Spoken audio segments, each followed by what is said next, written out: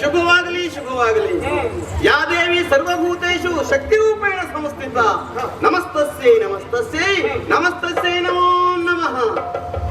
ಮಂತ್ರಿಣಿ ಭ್ರಮಣ ಕುಂತಳೆ ಅಮ್ಮ ಕಮಲಗಂಧಿನಿ ತೆಂಗಿನ ಬಿಂಕದ ರಾಣಿ ಶಶಿಪ್ರಭೆಯ ಕುರಿತಾಗಿ ಪ್ರಪಂಚವೇ ನಿಬ್ಬೆರಗಾಗಿ ಹುಬ್ಬೇರಿಸಿ ನೋಡ್ತಾ ಇದೆ. ಕಾರಣ ಏನು ಹೇಳು? ಅಂತಹ ಸಾಧನೆಯನ್ನ ಸಾಧಿಸಿದವರು ನಾವು ಮಾಡಿ ತೋರಿಸಿದವರು. ಸತ್ಯ. ಸಾಧನೆ ಆಗಬೇಕು ಅಂತಾದ್ರೆ ಸಂಕ್ರಾಂತಿ ಆಗಬೇಕು.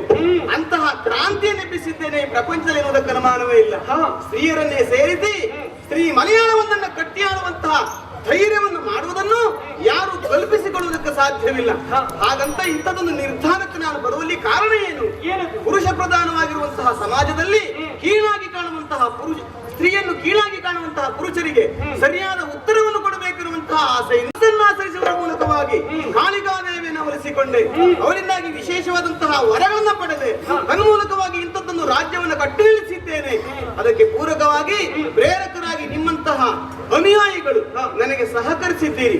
ಆಡಳಿತ ವರ್ಗದಲ್ಲಿಯೂ ಎಲ್ಲ ಹೆಣ್ಣುಗಳೇ ಇದ್ದಾರೆ. ಅಲ್ಲಲ್ಲಿ ಅಲ್ಲಲ್ಲಿ ಅಲ್ಲಲ್ಲಿ ಕಾವಲು ಭಟರಿಂದ ಹಿಡಿದು ಮಂತ್ರಿ ಸಮೇತರಾಗಿ ಎಲ್ಲರೂ ಹೆಣ್ಣುಗಳೇ ನಮ್ಮಲ್ಲಿ. ಸರಿ, ಹೆಣ್ಣು ಯಾವುದಕ್ಕೆ ಕಡಿಮೆ, ಯಾವುದರಲ್ಲಿ ಕಡಿಮೆ, ಏನು ಕಡಿಮೆ ಅಂತ ಕೇಳುವುದು ನಾವು ನಿಂತಿರುವಂತಹ ನೆಲ ಭೂಮಿ ಹೆಣ್ಣು, ಕುಡಿಯುವಂತಹ ಜಲ ನೀರು ಗಂಗಾ ಮಾತೆ ಹೆಣ್ಣು, ಬೇಯಿಸುವಂತಹ ಧನ ಲಕ್ಷ್ಮೀ ದೇವಿ ಹೆಣ್ಣು, ಆರ್ಜಿಸುವಂತಹ ವಿದ್ಯೆ ಸರಸ್ವತಿ ದೇವಿ ಹೆಣ್ಣು. ಅಷ್ಟೇ ಅಲ್ಲ, ಈ ಪ್ರಪಂಚವನ್ನೆಲ್ಲ ಆವರಿಸಿ ನಿಂತಿರುವಂತಹ ಆದಿಮಾಯ ಹೆಣ್ಣು. ಹಾಗಿರುವಾಗ ಹೆಣ್ಣು ಯಾವುದರಲ್ಲಿ ಕಡಿಮೆ ಇದ್ದಾಳೆ? ತ್ರಿಮೂರ್ತಿಗಳು ಸಹಿತವಾಗಿ ಶಿರವಾಗಿ ಕೈ ಮುಗಿಯುವುದು ಆದಿಮಾಯೆಗೆ. ಹಾಗಿದ್ರೆ ಪ್ರಪಂಚದ ತಾಯಿಗಿಂತಲೂ ಮಿಗಿಲಾದ ದೇವರಿಲ್ಲ ಅಂತ ಹೇಳಿದ್ರು. ಇಂತಹ ವಿಶೇಷತೆಯನ್ನು ಪಡೆದಿರುವಂತಹ ಹೆಣ್ಣು ಯಾಕೆ ಇಷ್ಟು ಕುತ್ಸಿತ ಭಾವವನ್ನು ಹೊಂದಿ ಸಣ್ಣವಳಾಗಿರ್ಬೇಕಾದ ಅವಶ್ಯಕತೆ ಇದೆ? ಅವಳು ತಲೆ ಎತ್ತಿ ನಿಂತ್ರೆ ಏನನ್ನು ಸಾಧಿಸುವುದಕ್ಕೆ ಸಾಧ್ಯ ಅನ್ನೋದನ್ನ ಪ್ರಪಂಚ ಮುಖಕ್ಕೆ ತೋರ್ಪಡಿಸಿಕೊಳ್ಳುವುದಕ್ಕಾಗಿ ನಾನು ಸಾಧನೆಗೆ ತೊಡಗಿದವಳು. ನೋಡಿದೆಯಾ? ವಿಶೇಷವಾಗಿ ಪಡೆದಿರುವಂತಹ ವರಹಮಾಲಿಕೆ ಯಾರ ಎದುರಿನಲ್ಲಿ ನಿಂತು ಯುದ್ಧವನ್ನು ಮಾಡಿದ್ರು ಅವರ ಅರ್ಧ ಶಕ್ತಿಯನ್ನು ಸೆಳೆದುಕೊಳ್ಳುವಂತಹ ಸಾಮರ್ಥ್ಯ ಉಂಟು. ಅದ್ರಶ್ಯಾಂಜನ, ಅದರ ಜೊತೆಗೆ ಘೋರ ರೂಪಿಯ ಸಹಾಯ, ಒಂದೋ ಎರಡು ನಾನು ಪಡೆದಿರುವಂತಹ ವರಬಲಗಳು, ಅದರ ಜೊತೆಗೆ ನಿಮ್ಮಂತಹ ಮಂತ್ರಿ ಮಾಂಡಲಿಕರ ಸಲಹೆ ಸೂಚನೆಗಳು, ಯಥಾಯೋಗ್ಯವಾಗಿ ಆಡಳಿತವನ್ನು ನಡೆಸ್ತಾ ಸಭೆಯನ್ನು ಕೊಟ್ಟಿದ್ದೇನೆ. ಯಾರಾದ್ರೂ ಒಬ್ಬ ಇಡ್ತಾ ಇರೋದು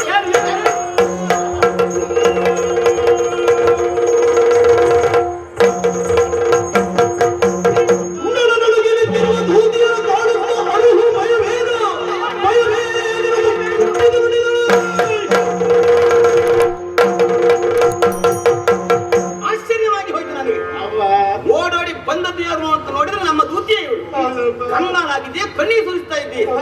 ಏನಾಯ್ತು ನಿನಗೆ? ನನ್ನ ಆಸ್ಥಾನದಲ್ಲಿಯೂ ಭಯವೇ. ಬಿಡಿಸೋರು ಬಂಧನವನ್ನ.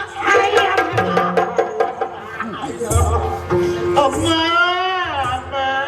ಯಾರೇ ನೀನು? ಏನಾಯ್ತು ನಿನಗೆ?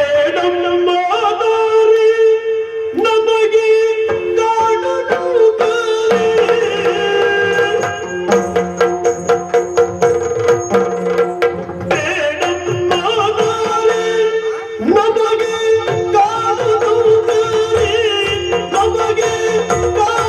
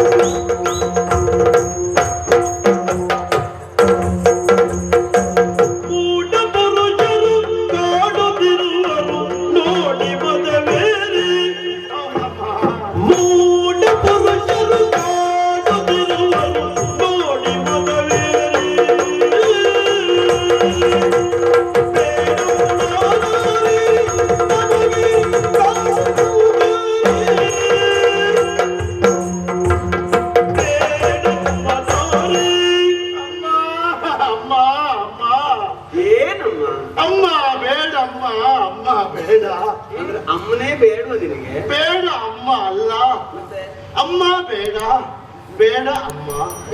ಅಂದ್ರೆ ನಿನಗೆ ಜೀವನವೇ ಬೇಡವ? ಹಾಗಲ್ಲಮ್ಮ, ಬದುಕೇ ಬೇಡವ? ಬೇಡಮ್ಮ ನಾರಿ. ಅಂದ್ರೆ ನಾರಿ ಆಗುವುದೇ ಬೇಡವ? ಅದೇ ಕಷ್ಟ ಆಗಿದೆ ಈಗ. ಬೇಡಮ್ಮ ನಾರಿ, ನಮಗೆ ಕಾಡು ನೌಕರಿ ಕೆಲಸ ಬೇಡ. ಕಾಡು ನೌಕರಿ ಬೇಡ? ಬೇಡಮ್ಮ. ಅದ್ರಲ್ಲಿ ಎರಡು, ಕಾಡುವ ನೌಕರಿ ಒಂದು, ಕಾಡು ನೌಕರಿ ಒಂದು. ಏನಾದ್ರೂ 4 ಗಳಿಸ್ಕೊಳ್ಬೇಕು, ಕಾಡ ನೌಕರಿಯೇ ಒಳ್ಳೇದು ಅಂತ ಕೇಳಿಕೊಳ್ಳೋರು ಇದ್ದಾರೆ ಹೆಚ್ಚು. ನಿನಗೆ ಕಾಡ ನೌಕರಿ ಬೇಡ? ಕಾಡು ನೌಕರಿ ಮೊದ್ಲೇ ಒಟ್ಟಿಲ್ಲ ಆಗಿತ್ತು ಅಮ್ಮ, ಈಗ ಬೇಡ ಆಗಿದೆ. ಯಾಕೆ ಬೇಡ? ಈಗೇನಾದ್ರೂ ನಿಂಗೆ ನೌಕರರು ಕಂಡ್ರೆ ಆಗುದಿಲ್ವಾ? ಇತ್ತಿತ್ತಲಾಗಿ ನೌಕರರು ಕಂಡ್ರೆ ಆಗುದಿಲ್ಲ ಅಂತಲ್ಲ, ಮತ್ತೆ ಆಗ ಬೇಡ ಹೇಳಿ ಕಾರಣ ಏನ್ ಗೊತ್ತುಂಟ? ಏನಾಯ್ತಾ? ಪುರುಷರು ಮೂಡ್ರಮ್ಮ. ಏನು ಪುರುಷರು ಮೂಡ್ರು? ಹೌದು, ನಾನು ಪುರುಷರನ್ನ ಆಗಾಗ ಎಲ್ಲಾದ್ರೂ ಹೀಯಾಳಿಸ್ತೇನೆ ಎನ್ನುವ ಕಾರಣಕ್ಕಾಗಿ ಪುರುಷರನ್ನೆಲ್ಲ ಮೂಡ್ರ ಸಾಲಿಗೆ ಸೇರಿಸಿದ್ಯಾ? ನೀವು ಹೇಳ್ತೀರಿ ಅಂತ ನಾನು ಹೇಳಿದ್ದಲ್ಲ, ಮತ್ತೆ ಎಲ್ಲ ಪುರುಷರಿಗೆ ಹೇಳಿದ್ದು ಅಲ್ಲ. ಒಂದು ಮುಷ್ಟಿ ಅಕ್ಕಿನ ಹಿಡಿದು 1-2 ಕಲ್ಲಿರಬಹುದು. ಇರ್ತದಮ್ಮ, ನಾನು ಹಾಗೆ ಎಲ್ರಿಗೂ ಹೇಳಿದ್ದಲ್ಲ, ಮತ್ತೆ ನನ್ನನ್ನು ಕಾಡಿದವರಿಗೆ ಹೇಳಿದ್ದಮ್ಮ. ಕಾಡಿದ್ದ? ಎಲ್ಲಿ, ಯಾರು, ಹೇಗೆ? ಅಯ್ಯೋ ಅಮ್ಮ,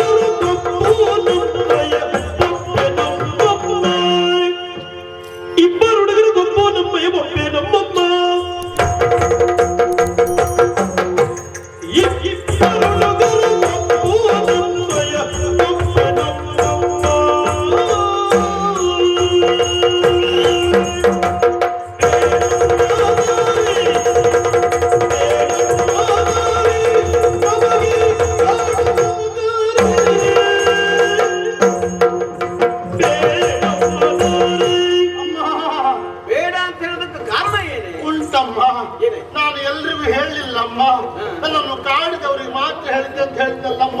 ನನ್ನನ್ನು ಕಾಡಿದ್ರು? ಹೌದಮ್ಮ. ಕನ್ನಡಿಯಲ್ಲಿ ಮುಖ ನೋಡಿದ್ಯಾ ನೀನು? ನೋಡುವ ಅಭ್ಯಾಸ ಇಲ್ಲಮ್ಮ, ಹಾಗಾಗಿ ಸಮಸ್ಯೆ ಆದದ್ದು ನಿನಗೆ. ಯಾಕೆ ಮುಖ ನೋಡ್ಬೇಕು? ಅಲ್ಲದೆ ಹೋದ್ರೆ ನಿನ್ನನ್ನು ಕಾಡು. ಹೌದಮ್ಮ, ನಾನು ನಿಮ್ಮ ಅಣತಿಯ ಮೇರೆಗೆ ಉಪವನದ ಹೊರಬಾಯಲ್ಲಿದ್ದವಳು. ನಮ್ಮಲ್ಲಿ ಯಾರು ಗಂಡಸರಿಲ್ಲ. ಇಲ್ಲ, ನೀನು ಹೊರಬಾಹಿಯಲ್ಲಿರುವ ಅಲ್ಲಿದ್ದವಳು. ಅಲ್ಲಿ ಏನನ್ನು ಕಾಡಿದ? ಒಂದು 2 ಹುಡುಗರಮ್ಮ. ಇಬ್ರು? ಒಬ್ಬರಲ್ಲ, ಒಬ್ರು ಕಾಡಿದ್ರೆ ತೊಂದ್ರೆ ಇಲ್ಲ ಆಗಿತ್ತಮ್ಮ. ಅಂದ್ರೆ ನೋಡ್ಕೊಳ್ತಿದ್ದೆ ಏನಂತೆ ಉತ್ತರಿಸ್ತಿದ್ದೆ. ಹೌದು ಹೌದು, 2 ಹುಡುಗರು ಬಂದ್ರಮ್ಮ. ಒಳ ಪ್ರವೇಶ ಮಾಡ್ಬೇಕು ಅಂತ ಹೇಳಿದ್ರಮ್ಮ, ಆಗುದಿಲ್ಲ ಅಂತ ಹೇಳಿದ್ರಮ್ಮ. ಹಾಗೆ ಮಾತು ಬೆಳೆದು ಬಿಟ್ಟಿಗೆ ಶುರುವಾಯ್ತಮ್ಮ. ಅವ್ರು ಮಾಡಿದ್ದು ಹೇಳಿಸ್ಕೊಂಡ್ರೆ ಅಮ್ಮ, ಹೇಳಿದ್ರು ಸುಖ ಇಲ್ಲಮ್ಮ. ನನ್ನ ರಟ್ಟೆಯನ್ನು ಕಟ್ಟಿದ್ರಮ್ಮ. ಹೌದು, ರಟ್ಟೆ ಕಟ್ಟಿದ? ಹೌದಮ್ಮ. ಅಷ್ಟೇ ಅಲ್ಲಮ್ಮ, ಅವ್ರು ಮಾಡಿದ್ದು ನಾನು ಬೊಬ್ಬೆ ಹಾಕಿಬಿಟ್ಟೆ ನಾನಮ್ಮ. ಹೌದು, ಅಂತ ಹುಡುಗರು ಅವರು. ಕಟ್ಟಿಕೊಟ್ರು? ಹೌದು, ಬೊಬ್ಬೆ ಹಾಕಿದೆ. ಅಷ್ಟೇ ಅಲ್ಲ, ನೋಡಿ ಸುಣ್ಣ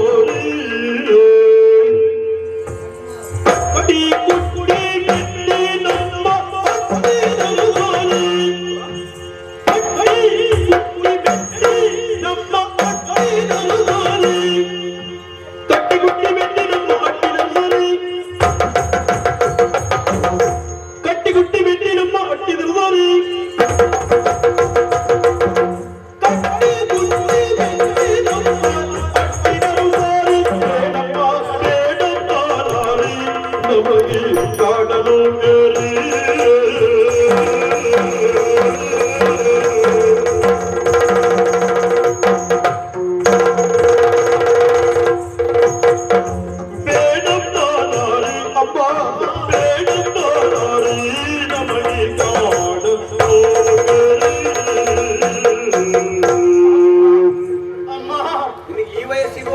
ಮಾಡಿಕೊಳ್ಳುವ ಹವ್ಯಾಸ ಹೋಗ್ಲಿಲ್ವ ಅಂತ. ಏನು ಚಟವ ನನಗೆ ಮತ್ತಂತದ್ದು ಈ ವಯಸ್ಸಿಗೆ ಬೇಕಿತ್ತ ಅಲಂಕಾರ? ಹಾಗಲ್ಲ ಅಮ್ಮ, ನಿಮ್ಮ ಲೆಕ್ಕ ನಾನೇ ಅಲಂಕಾರ ಮಾಡ್ಕೊಂಡಲ್ಲ ಅಲ್ವಾ? ಅದೇನು ಮತ್ತೆ ಅಲ್ಲಮ್ಮ, ಈ ಮೂಗಿನ ತುದಿಯಿಂದ ಹಣೆವರೆಗೆ ಅಲ್ಲಿವರೆಗೆ ನಾಮ ಹೌದು ನಾನು ಹಾಕೊಂಡಿದ್ದ ಅಲ್ವಾ? ಅಲ್ಲಮ್ಮ, ಮತ್ತೆ ಅದೇ ಇಬ್ರು ಹುಡುಗರು ನನ್ನ ಕಟ್ಟಿದ್ರು ಮೆಟ್ಟಿದ್ರು. ಆಮೇಲೆ ಇಲ್ಲಿಗೆ ಒಟ್ಟುವಾಗ ನನ್ನ ಈ ಬಣ್ಣದ ಮೇಲೆ ಸುಮ್ಮದ ನಾಮ ಹಾಕಿಬಿಟ್ರಮ್ಮ. ಸುಳ್ಳನಾಮ ಹಾಕಿ ಅಂದ್ರೆ ನಿನ್ನನ್ನು ಅವಮಾನಿಸಿದ್ರು, ಪರ್ಯಾಯ ಹೇಳಿದ್ರು. ನಿಮಗೆಲ್ಲ ಇದು ಮಾಡಿದ್ದು ಇನ್ನು ಆಳುವಂತ ಒಡತಿ ಅಂತ ಹೇಳಿದೆಯಲ್ಲ, ಅವಳಿಗೆ ಅವಮಾನ ಮಾಡಿದ್ದು.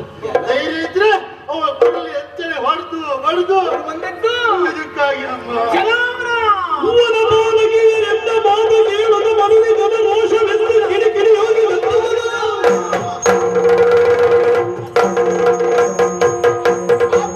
ಹುಡುಗರ ಸೊಕ್ಕೆ ಅಯ್ಯೋ, ಸಾಧಾರಣ ಮಕ್ಕಳು ಅಂತ ಸತ್ವವನ್ನು ಕಣಕಿದ ಹಾಗೆ ನಿನ್ನನ್ನು ಅವಮಾನಿಸುವುದರ ಮೂಲಕವಾಗಿ ನಮ್ಮನ್ನು ಪಂಥಾಹ್ವಾನದಿಂದ ಯುದ್ಧಕ್ಕೆ ಕರೆದಿದ್ದಾರೆ ಅಂತಾಯ್ತು. ಅವರ ಸೊಕ್ಕ ಅಡಗಿಸಲೇಬೇಕು. ಜಾಗ್ರತೆ ಮಾಡ್ಕೊಳ್ಳಿ ಅಮ್ಮ. ಹೋಯ್ತ್ರ ಆದ್ರೆ ಇವಳಿಗೊಂದು ವ್ಯವಸ್ಥೆ. ನನ್ನನ್ನೇ ಬಿಡ್ಲಿಲ್ಲ ಎಂಬಲ್ಲಿ ನಿಮ್ಮನ್ನು ಬಿಟ್ಟಾರೆ. ಅಂದ್ರೆ ನಿನ್ನಿಂತಲೂ ನಾವು ಕಡಿಮೆ ಅಂತ ಹೇಳುತ್ತೇನೆ. ಅದನ್ನ ಹಾಗಲ್ಲ, ವಯಸ್ಸಾದ್ರೂ ಬಿಡ್ಲಿಲ್ಲ ಅಂತ. ಓ, ಆ ಮುಖದಲ್ಲಿ ಅವರ ಕಣ್ಣೇ ಇಲ್ದಿದ್ದ ಹಾಗೆ ಮಾಡಿ ನಾನು. ಹೌದಾ? ನೋಡುವುದಕ್ಕೆ ವಯಸ್ಸಾದವರ ಹುಡುಗರು ಅಂತ. ಆದ್ರೆ ಒಂದು ನಿನ್ನ ನಿಷ್ಠೆಯನ್ನು ಮೆಚ್ಚಿಕೊಳ್ಳೇಬೇಕು. ನಾನು ನಿಮ್ಮ ಅಣ್ಣ ತಿಂದು ನಾ ಸುಮ್ಮನಿರ್ಲಿಕ್ಕೆ ಆಗ್ತದ? ಹೌದು, ಅದಕ್ಕೆ ನಾ ಸ್ವಲ್ಪ ಕೆಲಸ ಮಾಡಿ. ಈ ವಯಸ್ಸಿಗೂ ನಿನ್ನ ಕೈಲಿ ಆಗುದಿಲ್ಲ ಅಂತ ಗೊತ್ತಿತ್ತು, ಆದ್ರೂ ಮಾಡ್ದೆ. ಅದು ಅದು ಅದು ನಿಷ್ಠೆ. ಹಾಗೆ ನಿನಗೆ ವಿಶ್ರಾಂತಿಯನ್ನು ಕೊಡ್ತೇನಂತೆ. ವಿಶ್ರಾಂತಿ? ಹೌದು, 1 ತಿಂಗಳು, 1 ತಿಂಗಳ 1 ಮಾಸ ಪರ್ಯಂತ ನೀನು ಕೆಲಸಕ್ಕೆ ಬರುವುದೇ ಬೇಡ, ವಿಶ್ರಾಂತಿ ಪಡಿ. ಅಮ್ಮ, ಮನೆಯಲ್ಲಿ ಎಣ್ಣೆ ಹಾಕು, ಮಲ್ಕೊ. ಮೈ ಕೈಗೆಲ್ಲ ಆಗಿಲ್ಲ, ಬಿಸಿಲು ಸ್ನಾನ ಅಲ್ವಾ? ಮೊದಲೇ ಹಾಕೊಳ್ಳುತ್ತೆ ಎಣ್ಣೆ ಎಲ್ಲ, ಕಡೆ ಸ್ನಾನ ಮಾಡಿ ಅದೆಲ್ಲ ಇಳಿದು ಹೋಗ್ತದೆ. ನೋವು ನಿವಾರಕ ತೈಲ ವಿಶೇಷವಾಗಿ ಕೊಡಿಸುವ ನಿನಗೆ ಆಗಿಲ್ಲ, ವ್ಯವಸ್ಥೆ ಉಂಟು. ಇದು ವೈದ್ಯರು ಹೇಗೂ ಇದ್ದಾರೆ ಬಿಡಿ, ಸಮಸ್ಯೆ ಇಲ್ಲ.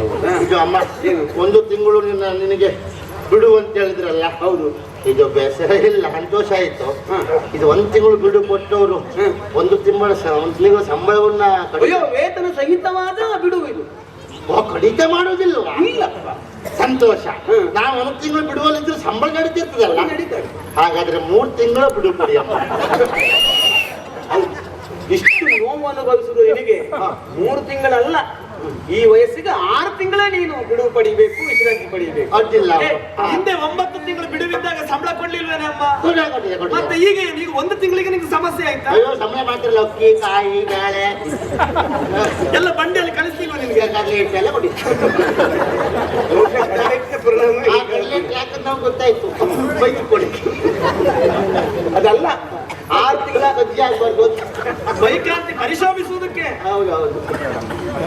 6 ತಿಂಗಳು ಬಿಡುವು ನಿನಗೆ.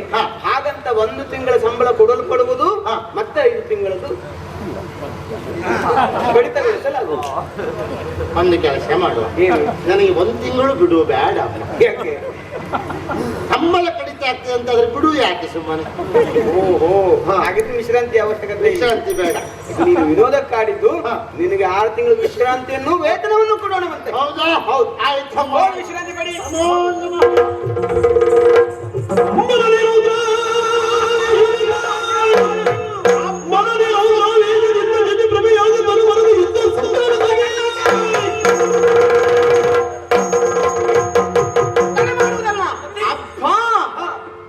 ನನ್ನ ಆತ್ಮಾಭಿಮಾನವನ್ನು ಕಣಕಿರುವಂತಹ ಹುಡುಗರಿಗೆ ಸರಿಯಾದಂತಹ ಬುದ್ಧಿಯನ್ನು ಕಲಿಸಬೇಕು ಅಂತಾದ್ರೆ ನನ್ನ ಪರಾಕ್ರಮವೇನೆನ್ನುವುದನ್ನು ತೋರಿಸಿಕೊಡ್ಲೇಬೇಕು.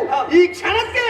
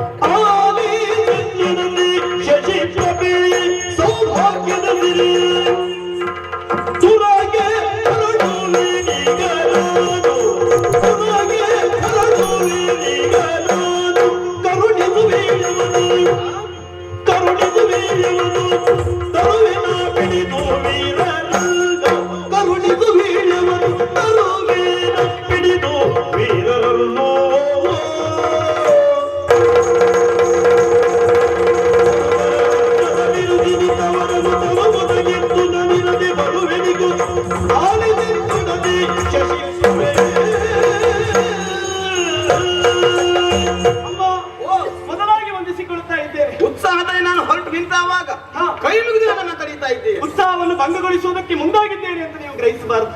ನಮ್ಮ ನಾಡಿನ ಸೌಭಾಗ್ಯ ಸಿರಿ ನೀವು.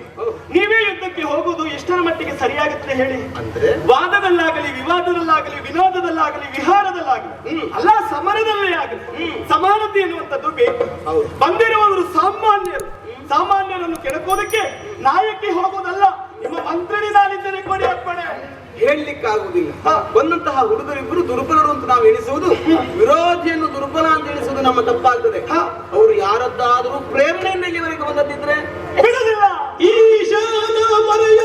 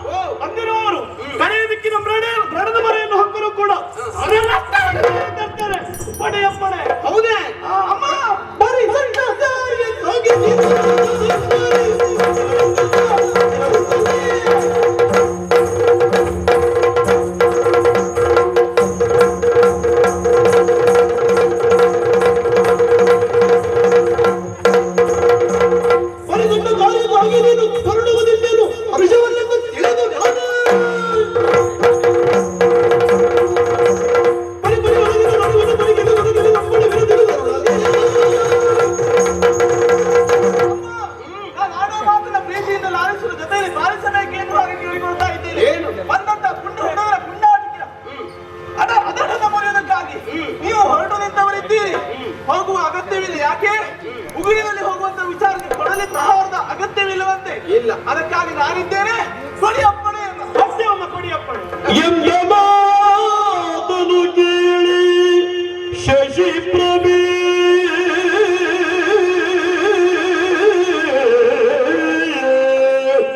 ಸರಿ ಎಂದ ಮಾತನು ಕೇಳಿ ಶಶಿ ಪ್ರಭೆಯನ್ನು ವೇಳವೈತು ನುಡಿದಳು. ಹಿಂದೆ ಕಳುವೆ ಕಮಲ ಗಂಧಿಯ, ಹಿಂದೆ ಕಡುಗುವೆ ಕಮಲ ಗಂಧಿಯ, ಬೆಂಬಲಗೆ ಹೋಗಿರುವುದ. ಹಿಂದೆ ಕಳುಹುವೆ ಕಮಲಗಂಧಿಯ ಬೆಂಬಲಗೆ ಹೋಗೆನುತ ಎಚ್ಚರದ ನುಡಿಯಿಂದ ಉಚ್ಚರಿಸಿ ಆ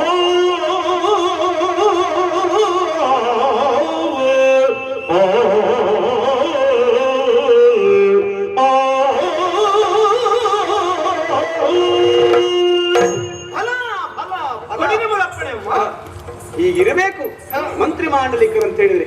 ನಾನೇನೋ ಉತ್ಸಾಹದಲ್ಲಿ ಕ್ರೋಧವಶನಾಗಿ ಓಟು ನಿಂತೆ, ನನ್ನನ್ನ ತಡೆದು ತಾವು ಹೋಗುತ್ತೇನೆ ಅಂತ ಹೇಳಿದಿರಲ್ಲ. ನನ್ನ ಬೆವರು ಬಿದ್ದಲ್ಲಿ ರಕ್ತ ಚೆಲ್ಲುವಂತಹ ನಿಷ್ಠೆಯನ್ನು ಹೊಂದಿದವರು ನೀವೆನ್ನುವುದಕ್ಕೆ ಅನುಮಾನವೇ ಇಲ್ಲ. ಸರಿ, ನೀವು ಹೋಗುವುದು, ನೀನು ಒಬ್ಬಳೇ ಹೋಗಬೇಕಾದದ್ದಿಲ್ಲ. ಮತ್ತೆ ಹಿಂದೆ ಕಳುಹುವೆ ಕಮಲಗಂಧಿಯ. ಓಹೋ, ನಿನ್ನ ಬುದ್ಧಿ ಚಾತುರ್ಯ ಹೇಗುಂಟು, ಇವಳ ತೋಳಬಲವೂ ಹಾಗೆ ಉಂಟು. ಸೇನಾನಿ ಇವಳು, ಇವಳನ್ನು ಕಳುಹಿ ಕೊಡ್ತೇನಂತೆ. ಬಂದಿರುವಂತಹ ಹುಡುಗರು ಎಷ್ಟು ಏನೆಂದು ನನ್ನ ವಿಚಾರಿಸಿ ಅವರ ಕೈ ಕಟ್ಟಿ ಅವರಿಗೆ ಹೇಳ್ತಿರಬೇಕು. ಸರಿ, ಒಂದು ಮಾತು. ಏನಮ್ಮ? ಬಂದಿರುವಂತಹ ಹುಡುಗರಿಬ್ಬರು ನೋಡುವುದಕ್ಕೆ ಬಹಳ ಸುಂದರವಾಗಿದ್ದಾರೆ ಅಂತ ಹೇಳಿದ್ದು ನಮ್ಮ ತೂತಿ. ಇಲ್ಲಿಯವರೆಗೆ ನೀವು ಸರಿಯಾಗಿ ಸುಂದರವಾದ ಹೆಣ್ಮಕ್ಕಳನ್ನು ನೋಡಿದವರೇ ಅಲ್ಲ, ಪುರುಷರನ್ನು ನೋಡಿದವರೇ ಅಲ್ಲ. ಹಾಗಿರುವಾಗ ನಮ್ಮ ಸೇನೆಯಲ್ಲಿ ಇರುವವರೆಲ್ಲ ಹೆಣ್ಮಕ್ಕಳೇ. ಅವರ ರೂಪವನ್ನು ಕಂಡೇನಾದ್ರೂ ವಿಚಲಿತರಾದ್ರೆ ಅವರಿಗೆ ಸರಿಯಾದಂತಹ ಬುದ್ಧಿಯನ್ನು ಕಲಿಸಬೇಕು. ಯಾರು ಕಣ್ಣು ಹಾಯಿಸ್ತಾರೋ ಅವರು ಕಣ್ಣನ್ನೇ ಕೇಳ್ತಾರೆ. ನನಗೆ ವಿಶ್ವಾಸ ಇರುವುದು ನಿನ್ನ ಮೇಲೆ ಮಾತ್ರ. ಯಾರು ಕೈ ಸನ್ನೆ ಮಾಡ್ತಾರೋ ಅವರ ಕೈಯನ್ನೇ ಕತ್ತರಿಸ್ತಾನೆ.